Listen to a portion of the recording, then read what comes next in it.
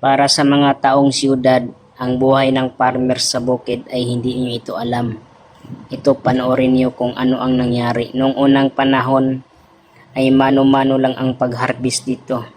Ito ang kanilang harvester na maliliit na para siyang kutsilyo or ang tawag dito ay langgaman. Yung iba naman ay karit. Ito yung ina-assemble. Dapat ang pag-harvest ng palay ayon sa traditional nila ay nakapurma para maganda yung pag-aani sa palay. Ganyan mga ka-idol, walang dahon na kasama nito, puro bunga. Ang unang panahon talaga, ang palay ay tinatanim ito sa upland, sa bundok-bundok. Kaya kapag nag-harvest sila, ganyan yung style at mabango ito kapag niluluto. Ganito naman ang pag-tracer. Yung ibang paraan na kailangan ibabayo-bayo ito at yung nagbabayo nito ay mga babae at naka-uniform sila or magandang kasuotan para daw maraming butil ang naiipon tuwing nagbabayo. Yun po ang kanilang tradisyonal. Noong unang panahon, kapag may lalaki nanliligaw sa mga babae, ayaw na umuwi dahil nagustuhan nila ang pagkain doon ay masarap at saka maganda din yung mga babae. Pero unti-unti na nagbabago ang panahon.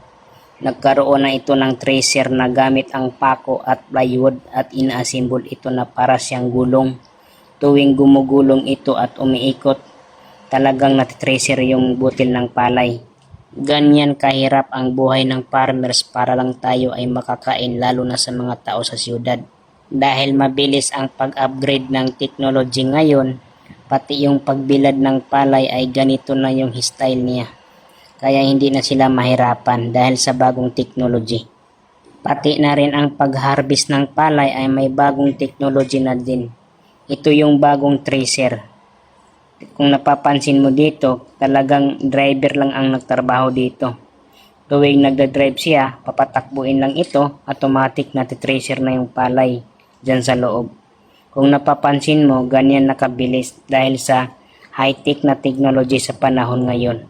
Tapos ito naman yung bagong technology na gilingan, na maliliit lang pero nagigiling na yung palay.